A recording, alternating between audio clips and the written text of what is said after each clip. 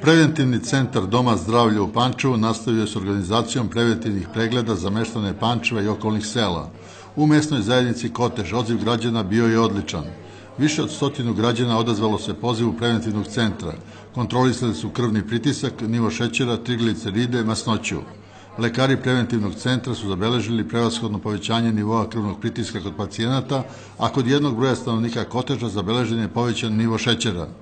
Odaziv akcije je odličan, već za sada je pregledano negde oko 60 ljudi. Što se tiče faktora rizika, to su oni svakodnevni koje pronalazimo prilikom svake akcije, povišene vrednosti kolesterola, neaktivnost, kod nekih osoba smo pronašli povećane vrednosti šećera i ono što se u ovom zimskom periodu karakteristično u početkom jeseni, to je skok pritiska. Preko leta pacijenti većinom smanjuju svoju terapiju za pritisak, onda su niže vrednosti, pa onda prestanu sa terapijom, pa je poruka da se sada nastavi sa terapijom, jer je ovo zimski period koji je doveo do toga da pritisak bude malo povišen. Poput meštana u drugim mesnim zajednicama, tako su i stanovnici Koteža prihvatili dolazak lekara na noge. Ovo je treća akcija ove vrste u mesnoj zajednici Kotež.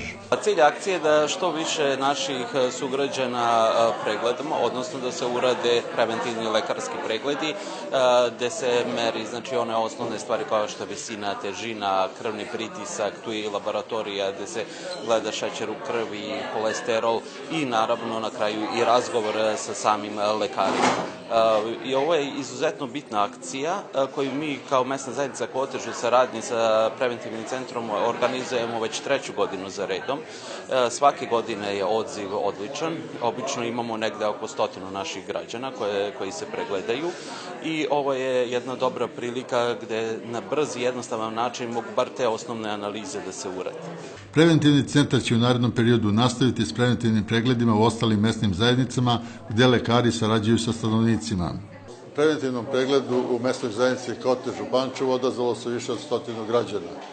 Najveći problem građana je, kao i ostalim mesnim zajednicama u ovo vreme, povišen pritisak.